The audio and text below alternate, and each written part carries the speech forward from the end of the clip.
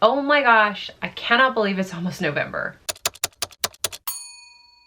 I've been doing a little bit of prep heading into November, as many people choose to do in October, and I think for the second time ever, I'm going to do what some people call NaNoing Rebelliously. So what does that mean exactly? It means I'm gonna break all the rules. I'm gonna fly in the face of the system. I'm gonna nano recklessly, dangerously even.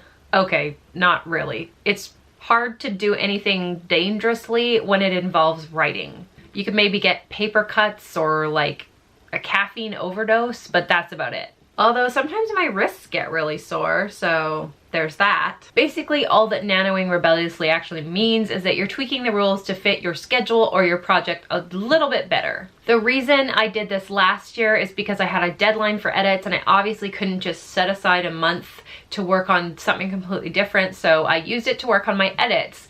And it's really hard to track word count while you're doing that because there's so much deleting and shuffling and writing new scenes that it becomes very confusing very fast. But I also didn't want to sit out on Nano that year and just miss everything. So I kind of made a compromise. And this time I'm doing the same thing because while I don't have a deadline right now, I'm waiting to hear back from my editor, so whatever project I start in November could be completely interrupted, so I have to keep that in mind for this month.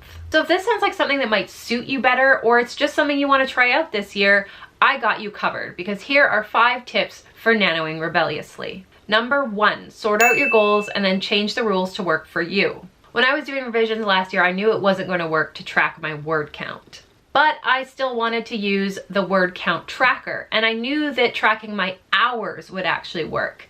So with all of that sorted out, I knew that I needed to have a way to transfer my hours into the word count tracker.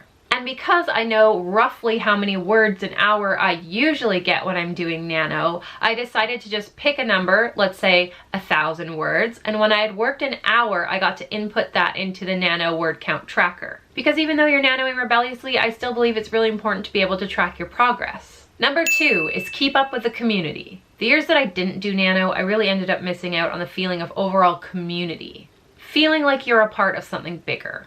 So when you're doing things rebelliously, don't forget to engage with other nanos. You're still in the running. You can still chat on the forums, participate in sprints, and use the hashtags.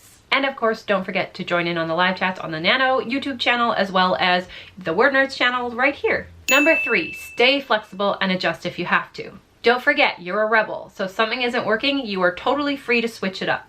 Maybe the hours to word system I use doesn't work for you, or you're just not digging the outline you wrote earlier. Get inventive, get crazy. You're already living on the edge, man. What do you got to lose? Whoa, that got intense there for a moment. What I'm trying to say is, if things go a little bit off the rails, don't sweat it. Number 4, don't let people tell you that you're cheating.